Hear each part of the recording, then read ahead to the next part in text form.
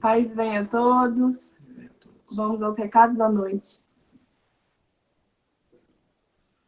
Boa noite a todos.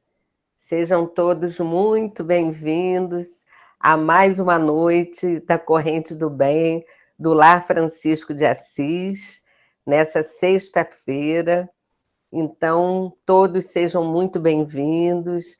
Quem está vindo pela primeira vez, seja muito bem-vindo também ao ambiente virtual do Lar Francisco de Assis.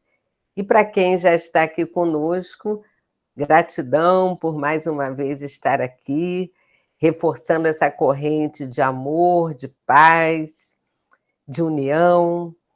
E o objetivo dessa corrente é que possamos, nesse momento, pararmos um pouco, para olharmos para nós, para olharmos para as nossas vidas, para refletirmos um pouco acerca do Evangelho de Jesus, acerca das propostas que esse Evangelho nos traz para a nossa vida. O objetivo é que também possamos nos harmonizar, acalmando nossas mentes, nossos corações, mudando a nossa psicosfera mental, que possamos também, nesse momento, vibrarmos por tantos que, nesse momento, necessitam de oração, necessitam de harmonização, de lenitivo para as suas dores, sejam elas físicas, emocionais, mentais, espirituais. E vibrarmos também por todos aqueles que temos em nossas intenções, e para tantos nomes que todos os dias nos chegam na corrente do bem do Lar Francisco de Assis, para que possamos juntos vibrarmos. Hoje nós vamos receber mais uma vez o nosso querido companheiro de Araruama, o José Hélito, que hoje vai nos trazer uma importante reflexão com o tema Não Ponha a Candeia Debaixo do Alqueire. Daqui a pouco, José Hélito, eu vou pedir, após a prece, que você desbloqueie o seu microfone e, mais uma vez, nos brinde com as suas palavras, nos trazendo importantes reflexões. Seja, mais uma vez, muito bem-vindo aqui na nossa casa, nesse ambiente virtual, por enquanto, porque quando estivermos fisicamente abertos, teremos imenso prazer em recebê-lo, se você puder estar conosco. Queremos aqui lembrar também do nosso Pão de Francisco, que é um jantar servido às pessoas que estão em condições... antes a gente servia a pessoas em condições de rua, moradores que estavam em condições de rua, habitando nas ruas. Mas depois outro público foi chegando, pessoas com dificuldades, de conseguir alimentos, que também foram se chegando, às vezes, famílias, e se beneficiando desse grande banquete espiritual, não só material, mas espiritual, momento de estarmos juntos, de fazermos uma oração. E com esse afastamento, esse isolamento, a gente ficou um tempo afastado e, graças a Deus, estamos retornando a esse trabalho numa parceria com a Paróquia Santo Antônio, que é uma parceria muito especial, muito bacana, porque a gente sabe que Jesus pregou o amor, não tinha essas barreiras de religiões. Essas paredes somos nós que erigimos, né? Somos nós que construímos. E nessa parceria estamos trabalhando juntos para servirmos nas noites das sextas-feiras esse jantar na Praça Veríssimo de Melo, às 18h30. Mas para que esse jantar possa ocorrer, a gente precisa muito da colaboração de vocês.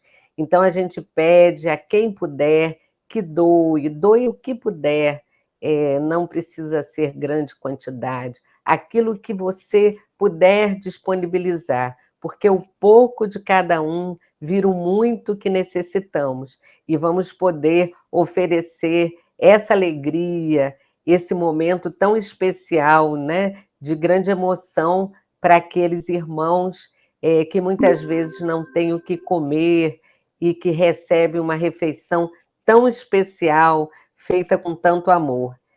Então, quem puder, a gente coloca sempre, a produção está sempre colocando, a equipe de divulgação está colocando a conta do Lar Francisco de Assis, então a gente pede que seja depositado e que seja enviado o comprovante para o zap do Lar Francisco de Assis, identificando que é a contribuição para o Pão de Francisco, para que dessa forma a gente possa se organizar na nossa contabilidade e ter toda a transparência possível para quem quiser, né, acessar e ter, né, essas informações, a gente tem tudo organizadinho. Então, quem puder, a gente agradece aos corações solidários que têm nos ajudado e que possam continuar nos ajudando. Lembrando para quem está vindo pela primeira vez e para quem já participa, daquela água que a gente pede para trazer uma garrafinha com água, para que no final, na prece final, seja magnetizado pelos companheiros espirituais que se encontram conosco, trabalhando, e que, nesse momento, essas águas são trabalhadas e transformadas naquele remédio que cada um necessita nesse momento. Vamos lembrar também que a nossa corrente do bem, a partir do mês de setembro, muda de horário. Ela vai começar às 19h30, porque nós estaremos já nos adaptando para os horários que a gente faz as palestras presenciais no Lar Francisco de Assis. Então, vamos fazer a nossa prece inicial, para que possamos convidar o nosso companheiro, José Hélito, para nos brindar com as suas palavras hoje. Então, nesse momento, vamos fechar os nossos olhos, vamos acalmar nossas mentes, nossos corações. Vamos juntos formar uma corrente de amor e de paz. Deus, nosso Pai de amor, nosso Criador, Criador de todas as coisas. Jesus, nosso irmão maior, nosso amigo de todas as horas. Maria, nossa mãe espiritual. Francisco de Assis, patrono do nosso lar, Francisco de Assis. De joelhos em espírito, Pai, te pedimos nesse momento a tua permissão para realizarmos mais uma palestra nessa noite de sexta-feira. Te pedimos, Pai, que todas as vibrações dessa noite possam alcançar tantos irmãos em sofrimento, adoecidos, muitas vezes gravemente adoecidos, seja pelo Covid ou por outras razões, que possa alcançar tantos corações angustiados, tantos que sofrem de doenças emocionais, tantos que nesse momento se encontram mergulhadas em sofrimentos, depressão, transtornos de ansiedade, crises de pânico. Te pedimos pelos irmãos que muitas vezes, em momentos de desequilíbrio, entram num estado de alteração de consciência e muitas vezes caminham para o extermínio das suas vidas.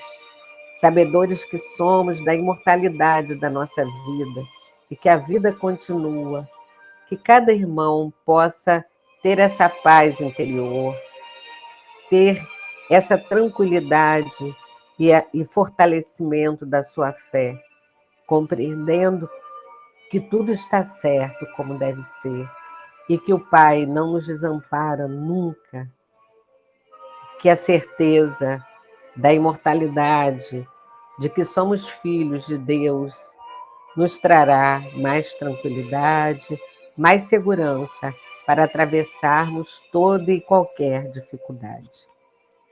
Te pedimos que nessa noite o palestrante, o José Hélito, possa ser muito amparado, possa receber todo o amparo da espiritualidade que se encontra conosco.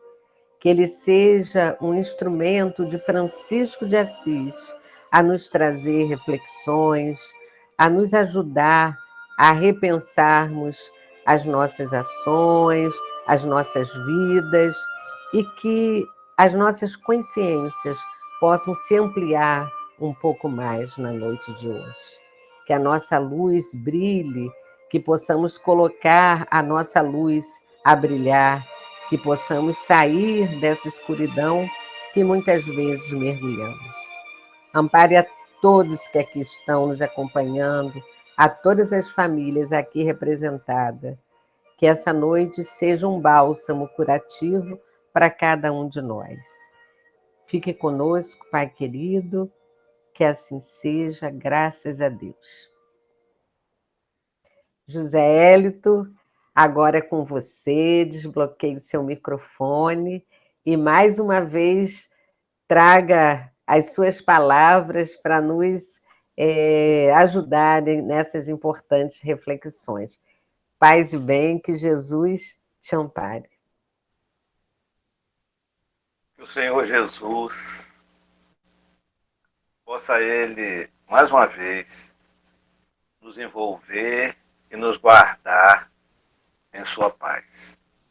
Trago o abraço amigo dos companheiros espíritas do Grupo Espírita Allan Kardec, aqui de Araruama, que eu sou vinculado, como também a Sociedade, a AME, Associação Médico Espírita de nossa cidade, e eu tenho ligação a ela nas atividades e nos labores.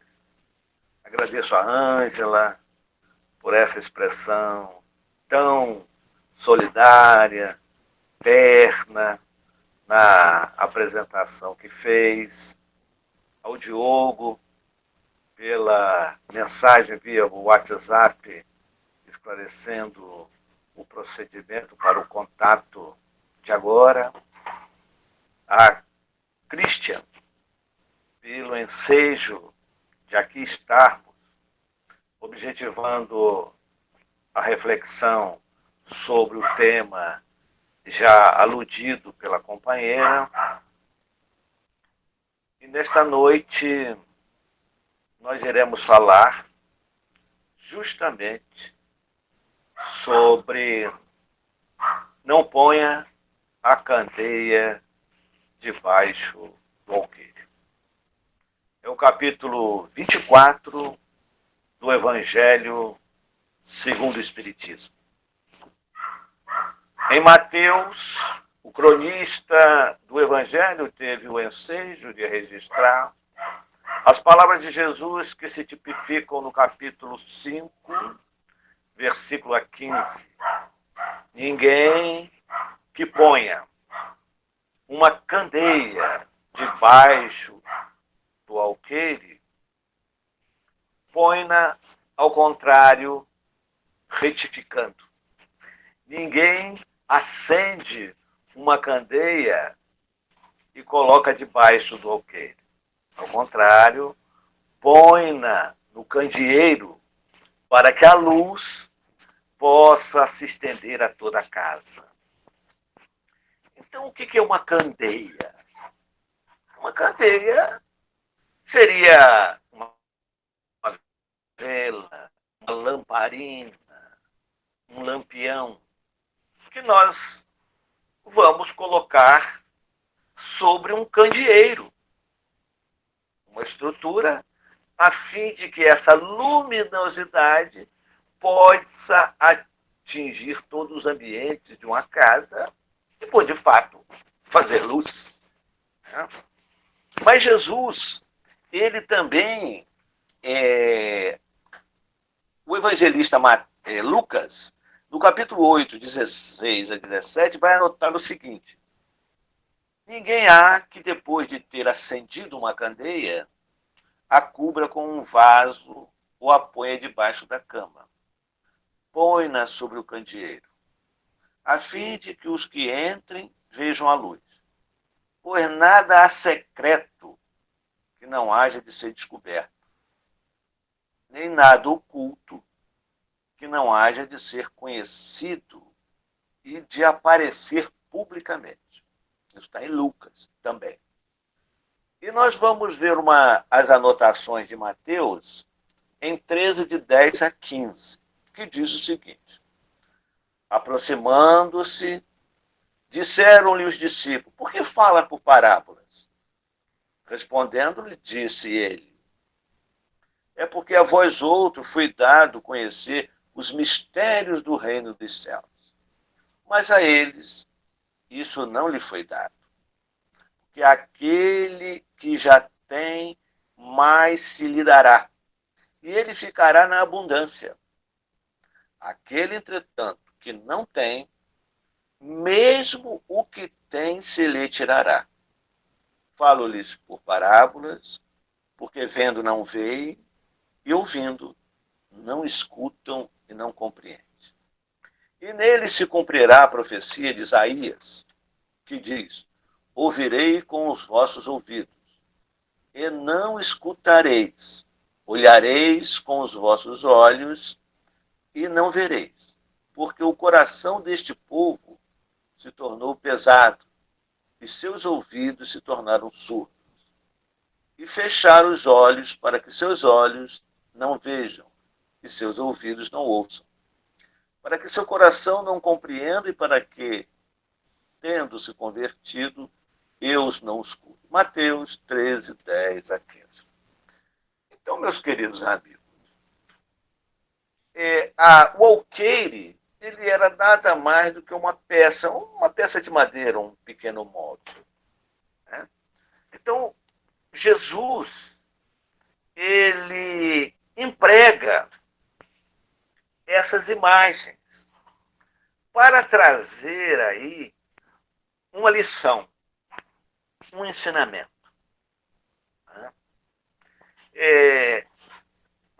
O próprio Jesus, em muitas ocasiões, ele não apresenta as suas ideias de maneira ampla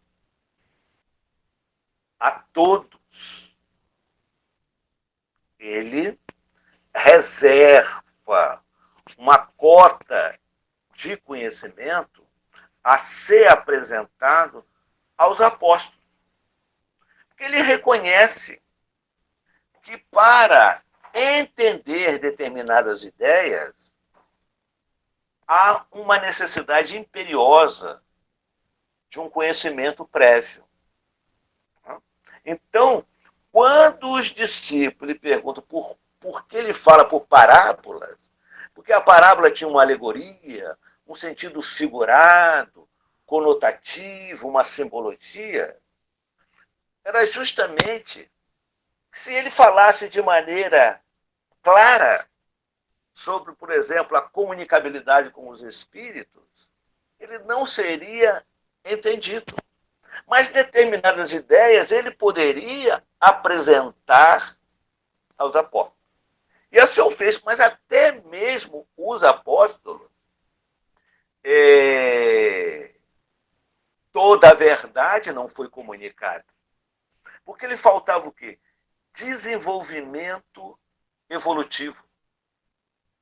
Desenvolvimento cognitivo. A fim de que eles pudessem pensar sobre determinados conceitos. Allan Kardec, em A Gênese, ele vai dizer o seguinte, que a doutrina espírita, ela deveria vir depois da ciência. Né? Porque se ela viesse antes que a ciência surgisse, ela seria abortada, como tudo que nasce antes do tempo. Ela necessitaria do componente deste conhecimento para constatar as verdades que estavam envolto no sobrenatural, no misterioso, como determinadas pesquisas sobre a comunicabilidade com os espíritos foram averiguadas por cientistas e demarcadas como fatos incontestáveis, muito pouco analisada nas casas espíritas, a questão de que essa é uma proposta da doutrina espírita. Trazer as verdades inquestionáveis, né? Porque lá no capítulo 1 te diz, capítulo 1 do Evangelho segundo o Espiritismo, o Espiritismo é a ciência nova, que vem demonstrar aos homens através de provas irrecusáveis a natureza e a existência do mundo espiritual e suas relações com o mundo incorpóreo. Provas irrecusáveis. Né? Mas isso a gente já abordou numa outra época. Então, toda lição, todo conhecimento, os benfeitores espirituais vão colocar isso no Evangelho segundo o Espiritismo, ele precisa ser amoldado à capacidade de entendimento, de cultura do povo da época. Né? Porque, como os embaixadores da luz expressam, se você lança uma semente no solo fora da estação, ela fenece, ela morre, né? Por falta de elementos do meio e a inadequação do solo. Então, a semente precisa ser lançada na época certa.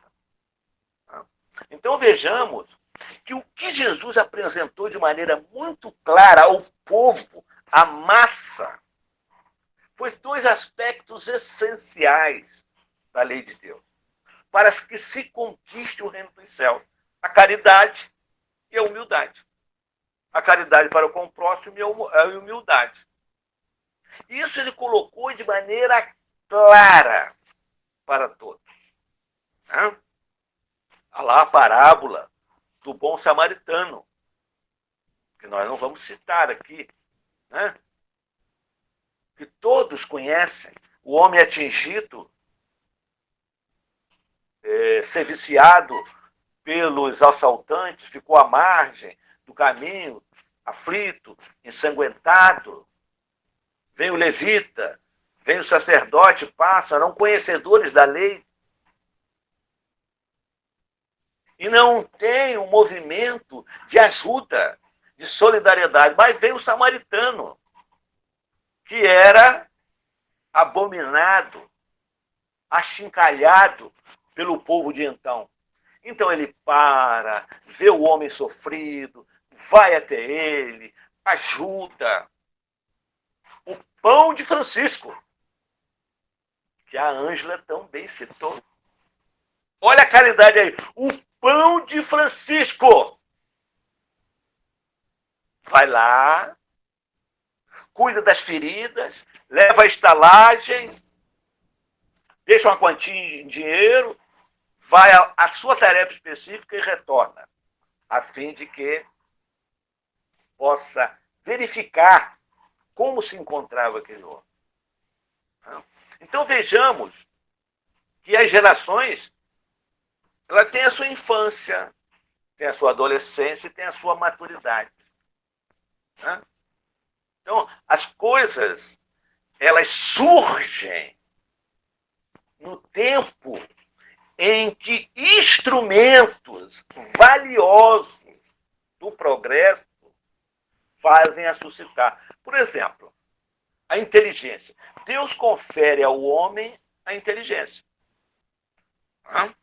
Mas uma criança que vai se alfabetizar, não se apresenta a ela a equação do segundo grau, obviamente. Porque lhe falta um conhecimento prévio, um saber que ela vai formar para o entendimento desta proposta, deste item, deste assunto que será esboçado no futuro. Então, quando, por exemplo, Albert Sabin descobre a vacina da paralisia infantil, ele se utiliza do conhecimento biológico, químico, científico, então, aprofundando o seu extrato de análise, de investigação. E esse conhecimento, ele está sob o candeeiro, ofertado a todos. Mas ele utiliza desta informação para gerar um benefício à comunidade. A mesma coisa, por exemplo, Alexandre Fleming, quando descobre a penicilina.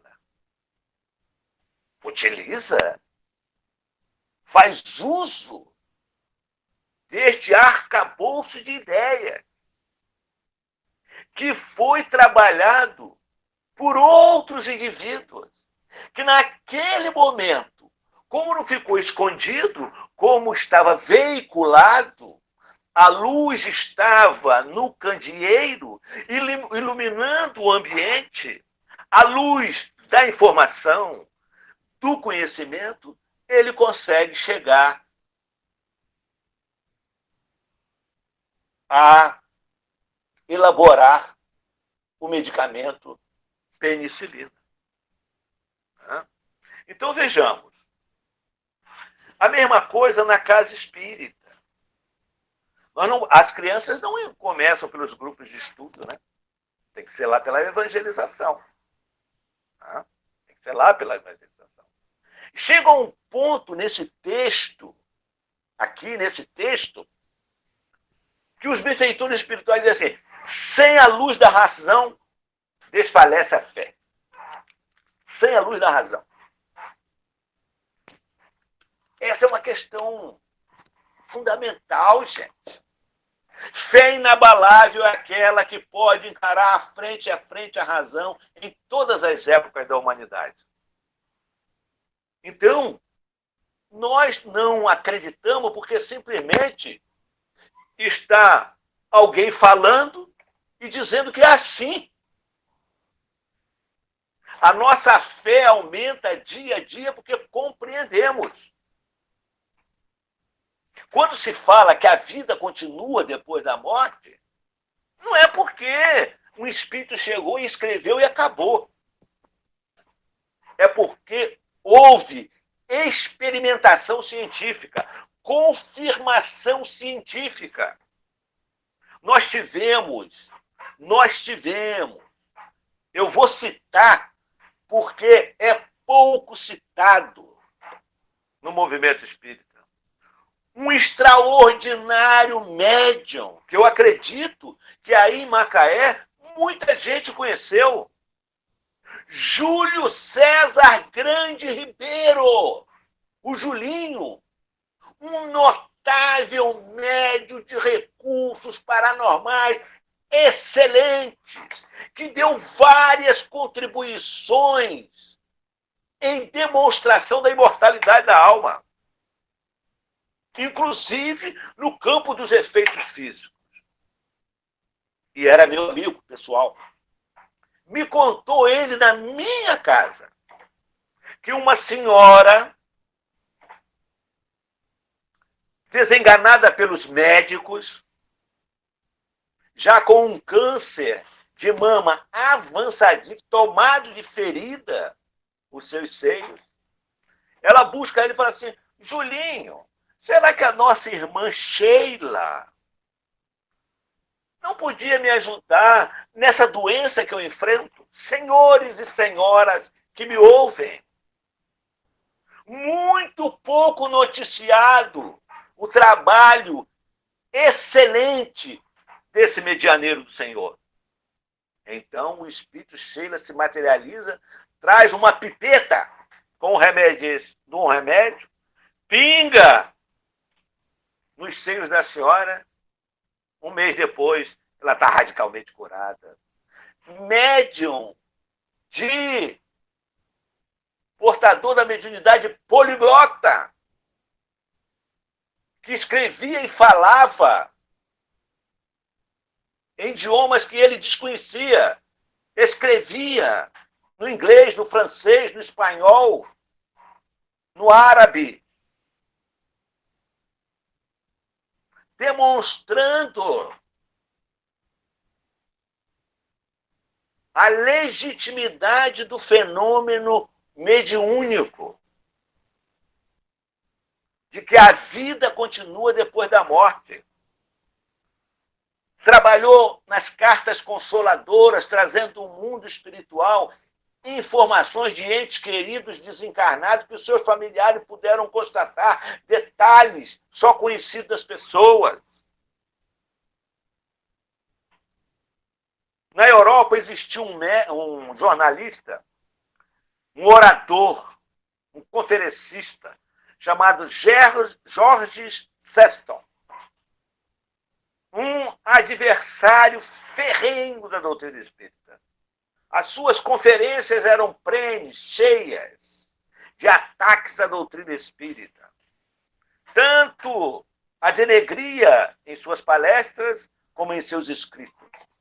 Mas, num certo período, ele resolveu pesquisar a questão mediúnica. Mas como ele tinha determinados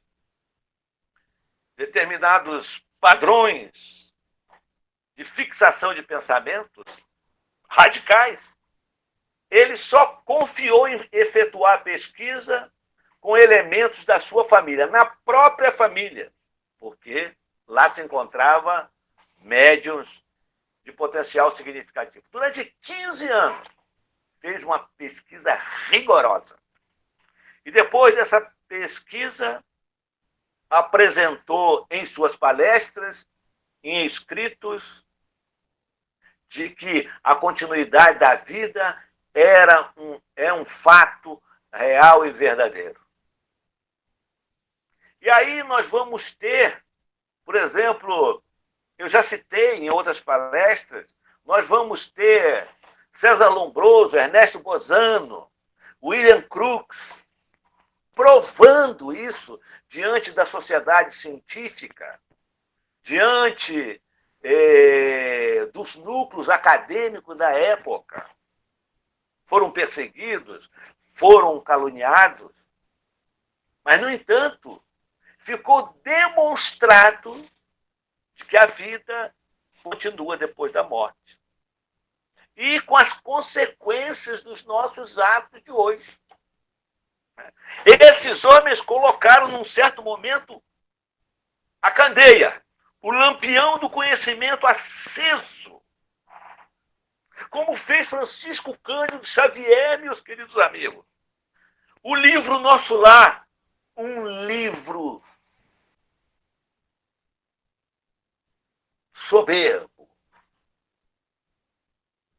na produção das ideias, nas ideias constituídas, demonstrando como é a realidade do mundo espiritual e que ela é consequência do nosso hoje. Há um fato lá muito interessante, quando André Luiz ele vai conversar com Clarencio, porque, afinal de contas, ele era um médico e queria, no mundo espiritual, exercer a medicina. Simplesmente pelo fato dele querer. E ele vai, e o diálogo é por demais esclarecedor, né? Porque no mundo espiritual, vamos colocar que, entre aspas, uma profissão é uma ficha. Né? E não existe privilégio para ninguém. O indivíduo vai exercer a função depois de ter habilidades humanísticas, cristãs e de conhecimento para aquilo. Então, ele vai abordando a questão e chega ao ponto de dizer, por exemplo, que a maioria dos médicos na face da Terra estão vinculados aos interesses inferiores. Ele coloca isso. Né? Apresenta que a maioria dos profissionais de medicina estão presos às salas acadêmicas, porque foram roubados a chave do cárcere. A maioria deles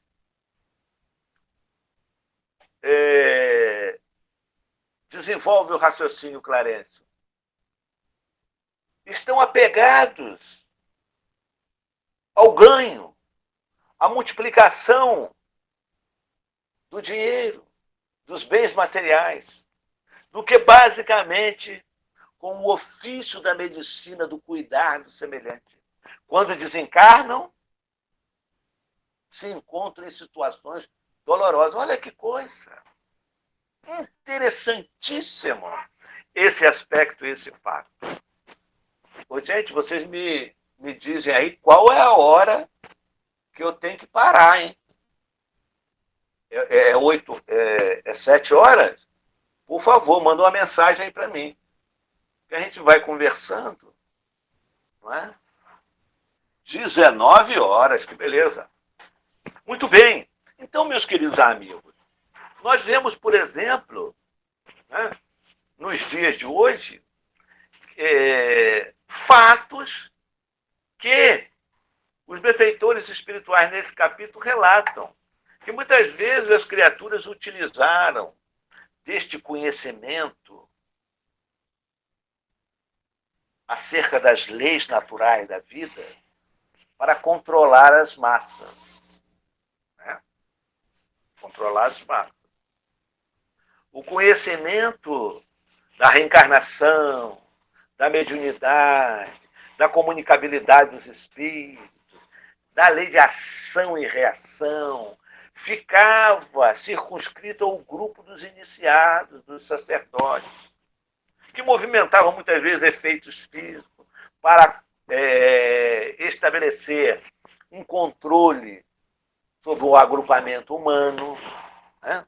A fim de que eles eram criaturas especiais e que tinham de Deus a orientação para administrar, fazer gestão naquela localidade. Nós vamos ver, por exemplo, hoje, o conhecimento também utilizado para manipulação de uma maneira terrível. E se observa que as pessoas se deixam contaminar, se iludir, ou passam de fato a acreditar naquelas ideias que a pessoa está expondo. Eu há pouco tempo vi na televisão uma questão de uma vassoura ungida, que alguém ungia uma vassoura, o camarada levava para casa e toma a vassoura para retirar as energias deletérias do ambiente, vendia a vassoura. E olha, vendeu muita vassoura ungida. Eu fico a pensar, que processo é esse de lavagem cerebral?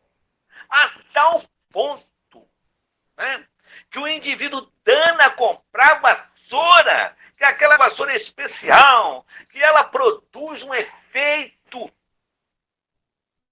excelente, eliminando energias deletérias. A tal ponto que esses dias eu ouvi de um determinado indivíduo de uma agremiação religiosa de que ele não precisava usar máscara, nesses tempos de pandemia, porque no grupo religioso dele nada iria acontecer. E isso é veiculado pelos líderes.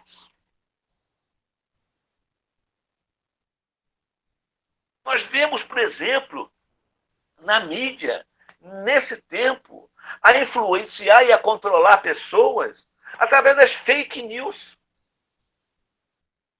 Mentiras veiculadas por robôs na internet. Muitas vezes vai denegrir imagem de pessoas para descaracterizar uma empresa e enaltecer o produto da outra, a fim de que a influência chegue às criaturas, ao povo, e eles possam adquirir aquele produto, aumentando o lucro da dita empresa.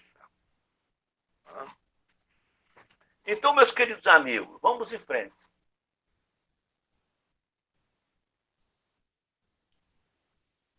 Então, Jesus, ele põe isso.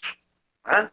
Ele vai dizer, os benfeitores espirituais vão colocar, tendo feito, porém, da caridade para com o próximo e da humildade, condições básicas da salvação, tudo o que disse a esse respeito é inteiramente claro, explícito e sem ambiguidade alguma.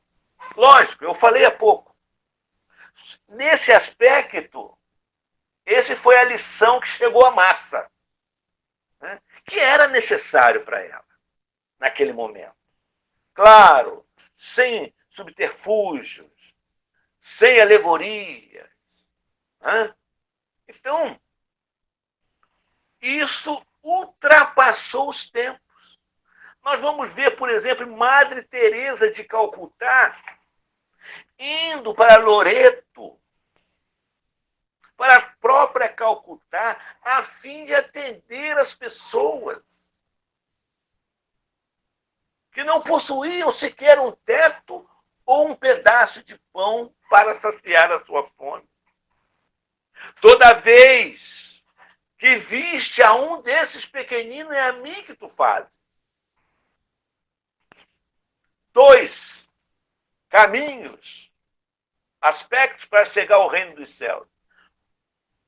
A caridade para com o próximo e a humildade. Quando ela sai do pedestal da agremiação religiosa e vai ao encontro do outro, o pão de Francisco. Nessa tarefa linda que vocês desenvolvem com um grupo católico e que vão às ruas levar alimento, sopa, roupa. Aqui em Araruama, nós também fazemos. Com várias entidades religiosas.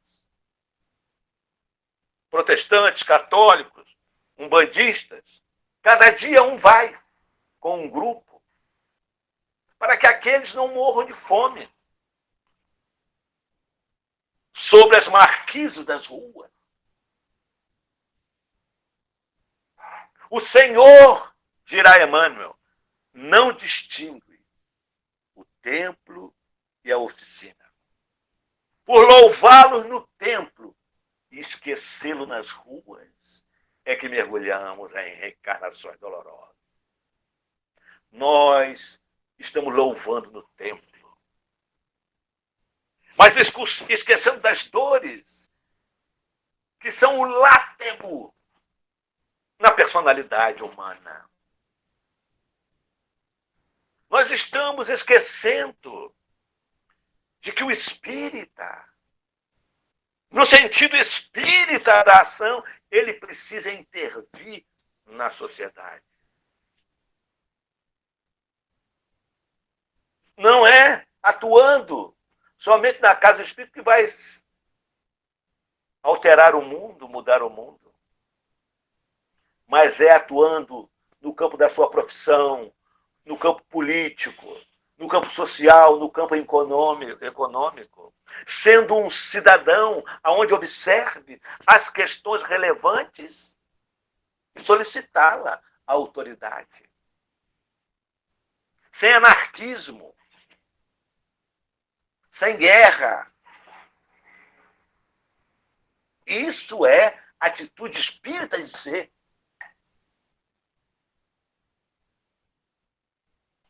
Quando nós vemos a indiferença agraçar nesse mundo. Nesses dias de pandemia. Onde, meus queridos amigos, apesar de toda a orientação da ciência médica no planeta, as pessoas estão se aglomerando na praia. As pessoas se aglomeram em festas de aniversário, em outras tantas festas.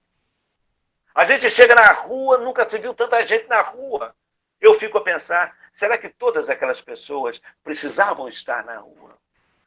Com um minguado, uma minguada conscientização em relação ao outro. Porque quando eu estou na aglomeração, quando eu vou à rua por não precisar, aquele que trabalha tudo bem, ele precisa trabalhar, então tome os cuidados e vá.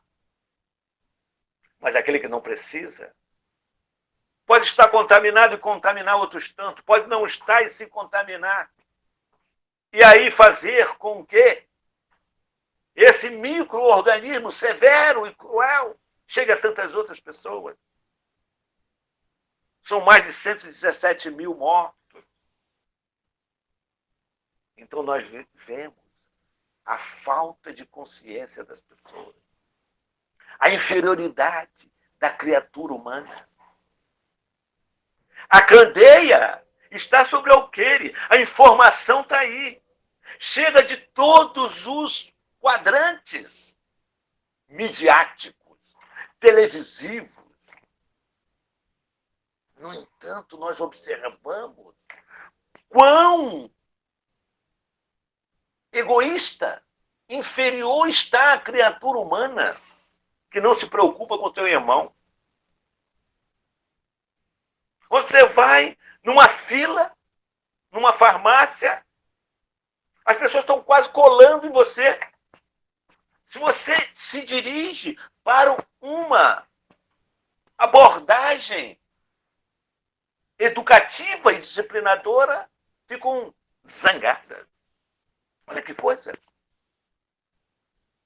E é uma abordagem de segurança para você e para ela. Então, queridos, é uma hora muito grave. Gravíssima. Quando Allan Kardec ele fala no Livro dos Médiuns sobre a obsessão, ele está colocando a candeia sobre o alqueire. Só gradual e sucessivamente considerarão as diversas partes já conhecidas da doutrina, deixando as outras partes para serem reveladas à medida que se for tornando oportuno fazê-las sair da obscuridade. Evidentemente que a doutrina espírita ela não diz tudo sobre as leis de Deus. Então, na questão da obsessão, é muito interessante quando ela fomentou que seres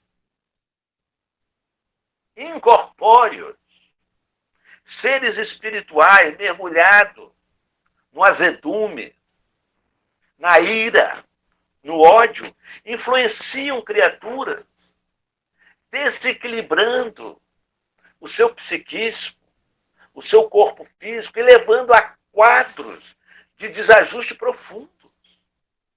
Muitas vezes gerando depressão,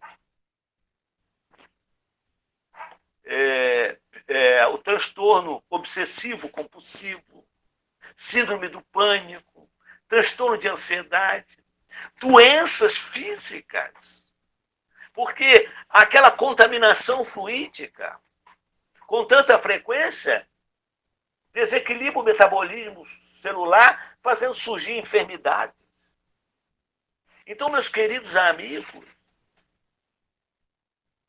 esse é um dado, por demais importante, para também a psiquiatria, a medicina do mundo.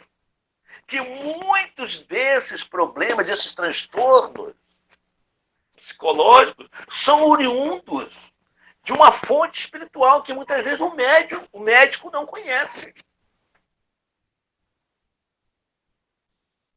Olha só. E aí, como a doutrina espírita ainda não apresentou todas as facetas da lei de Deus, existe, por exemplo, uma questão trazida por Manuel Filomeno de Miranda, chamado a obsessão por aparelhos parasitários. Isso requer, evidentemente, a concordância e a universalidade, a concordância, a generalidade e a concordância, a universalidade dos ensinos, para que isso seja aceito como uma verdade prática para a doutrina espírita. Mas se observa que é um apontamento de uma certa lógica. Então, como funciona isso? Os espíritos perversos instalam na cabeça das pessoas determinados chips nas estruturas com ligação aos neurônios, a fim de que eles possam controlar, por controle remoto e por pequenas estações transmissoras, aquele desajuste que eles estão desencadeando no indivíduo. Isso vai de obsessão, transtorno do pânico, ansiedades, etc. E que requer o quê? Requer o atendimento desobsessivo. E o atendimento clínico. Para que as pessoas possam recuperar a sua harmonia, a sua rigidez, a sua saúde. Sem o quê? Dificilmente encontrará a equação do problema.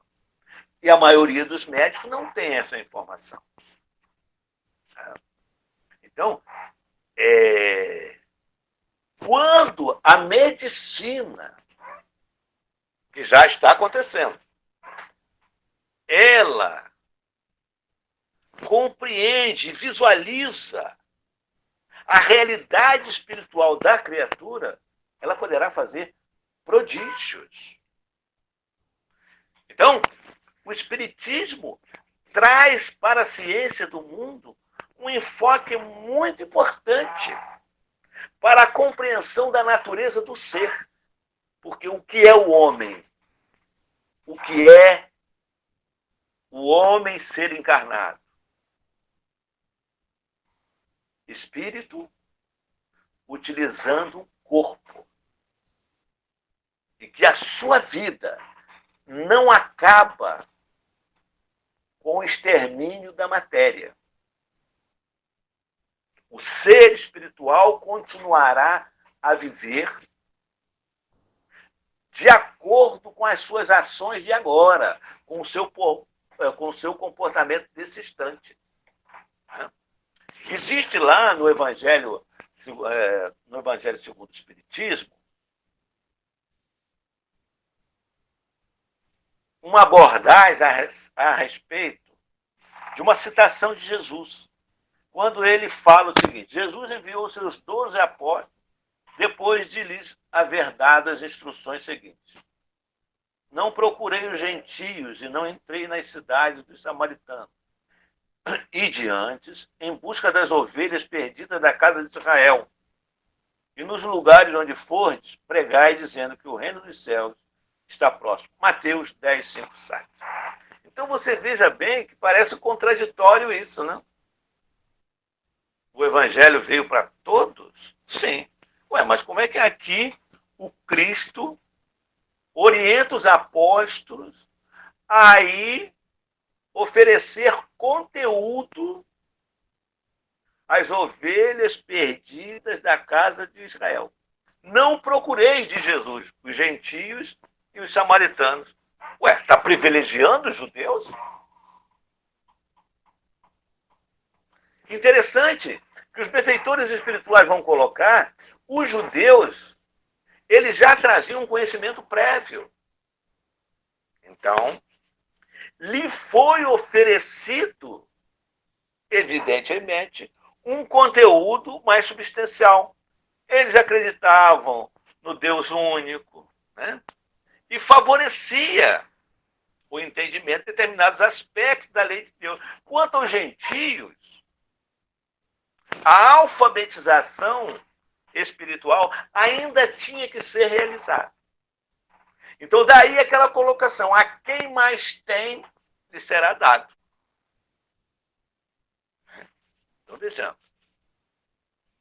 À medida que você possui condições de entendimento, evolutivas de compreensão, o mundo espiritual lhe oferece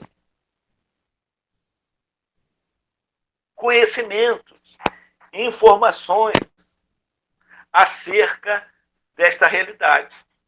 Porque alguém que, por exemplo, ler sobre a questão de aparelhos parasitários instalado na cabeça das pessoas e dirigido por controle remoto, o nego vai achar que isso é uma fantasia, uma ilusão, oriunda da cabeça dos espíritas.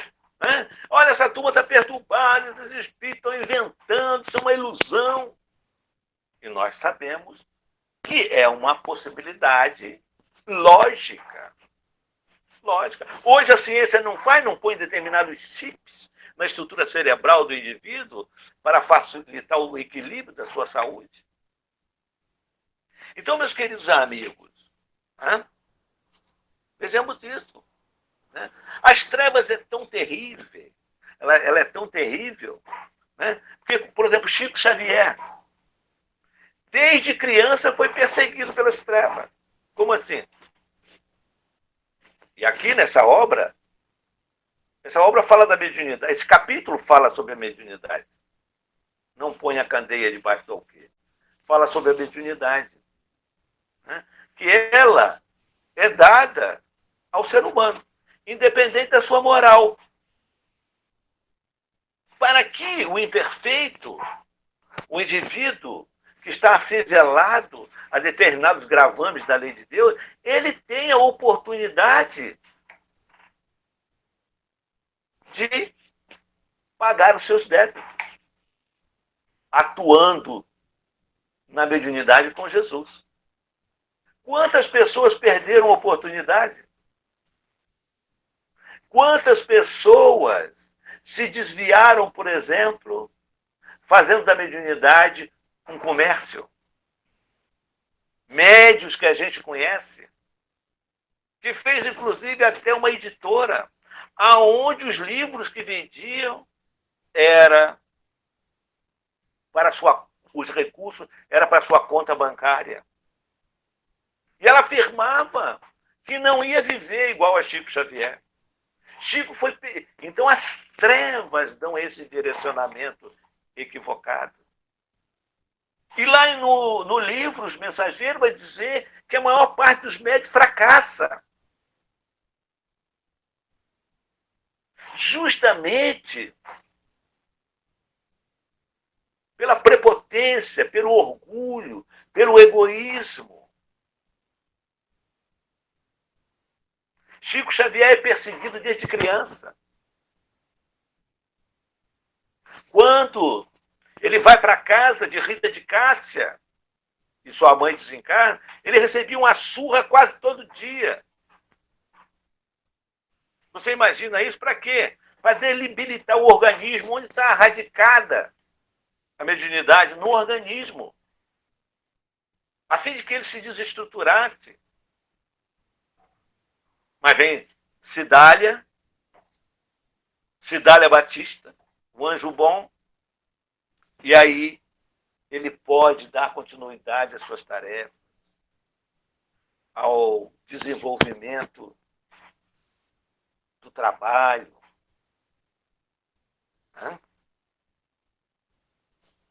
Eu estou chegando aqui às 7 horas, né? E eu tenho muita coisa para falar. mas infelizmente nós vamos obedecer ao horário, né? Ficou aí outros tópicos desse capítulo para que a gente possa avaliar, analisar, né? Eu espero que a abordagem possa ter sido útil e sirva de reflexão para todos nós. Agradeço aos companheiros que ficaram até esse momento vinculados a esse canal de mídia. Muito obrigado a todos, muita paz.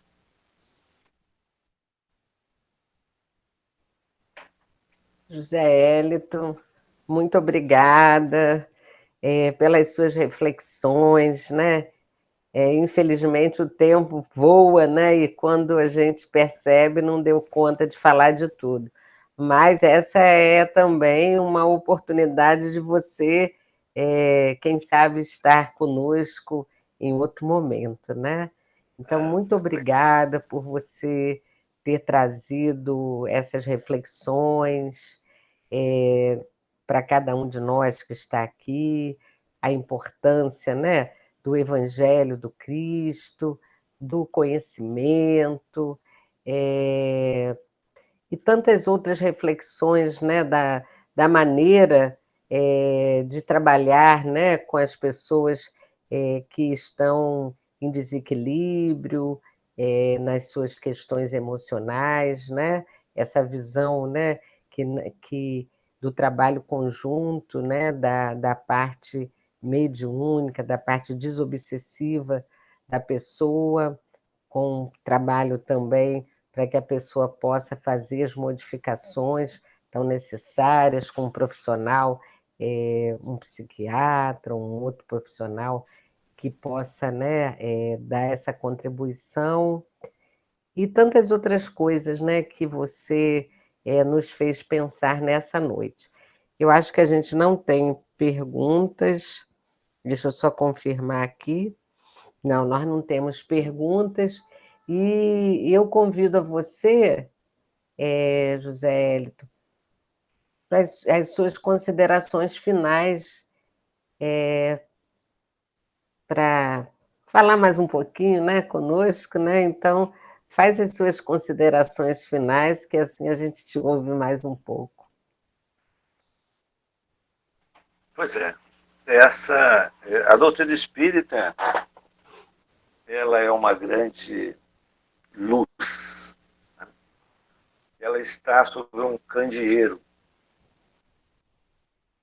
iluminando a humanidade. Então vamos aproveitar esse instante, esse momento em nossas vidas, que estamos no corpo, para ocupar os espaços com o bem. Não há ninguém tão pobre que não possa utilizar de uma ação, de uma atitude que venha beneficiar as pessoas. Porque, em realidade, você está beneficiando a você mesmo. A lei de Deus estabelece que o nosso crescimento se dará pelo trabalho, pelo autoconhecimento. Então, nós temos um momento dos mais significativos de nossas vidas. Nós não sabemos a hora que vamos partir deste mundo. O conhecimento já nos diz qual é o nosso compromisso e a nossa responsabilidade. Se tu atuas profissionalmente, como professor, como engenheiro, realize o teu trabalho de maneira exímia. Se esforce para fazer o melhor, que está colaborando com Deus na construção de um mundo mais saudável. Se você é um funcionário da limpeza urbana, você é um professor, se você é um trabalhador da casa espírita, faça a sua tarefa com empenho e dedicação. Porque essa é a oportunidade que Deus está nos dando de viver essa hora, no final dos tempos, no final de um ciclo, para que a regeneração chegue,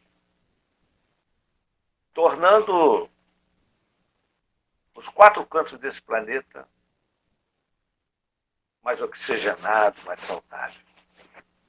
Então, meus amigos, agradeço por esta noite, pela oportunidade que a Ângela, que a Christian nos ofereceu, esperando que as nossas palavras possam ter sido úteis para alguém. Se não foi para alguém, foi para mim mesmo. Obrigado a todos. Com certeza, José Hélito. As suas palavras foram muito úteis, eu tenho certeza que, como eu, né, pude receber tanta coisa nessa noite, eu acredito que muita gente que está aqui conosco possa ter recebido, né, e que a gente possa usar isso em nossas vidas, né? A importância de fazer o bem, reconhecer essa oportunidade que estamos tendo, né? De doação, e podemos nos doar e devemos nos doar em tudo aquilo que fazemos, né? No trabalho da casa espírita, no trabalho material, seja esse trabalho o que for, não importa, todos os trabalhos são importantes para Deus, todos nós estamos no lugar certo e que possamos ser instrumentos do bem, do amor. E nesse momento onde passamos por esse desafio, né, que a pandemia nos traz, que oportunidade estamos tendo, né, de participarmos aqui encarnados desse momento e de aproveitarmos todas as oportunidades que nos são colocadas para trabalharmos no bem, trabalharmos com amor e sermos instrumentos do nosso Pai aqui na Terra.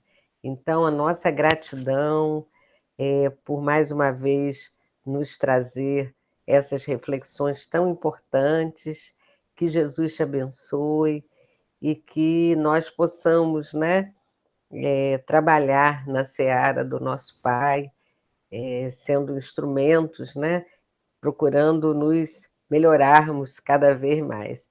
Muito obrigada, querido irmão, que Jesus te abençoe. Um abraço, Ângela. Tudo de bom. Outro. Com Deus. Você também. Então, agradecemos a todos que estão conosco até agora. Gratidão por estarem aqui, sendo um elo de luz nessa corrente de amor, nessa corrente que nos inspira ao bem, que nos inspira a aprendermos e exercitarmos cada vez mais o amor que o Cristo nos ensinou, que estamos aprendendo, mas que possamos, a cada dia, aproveitar as oportunidades que nos chegam para exercitar esse amor. Então, vamos fazer a nossa prece final, agradecer por mais esta noite, por mais esta oportunidade.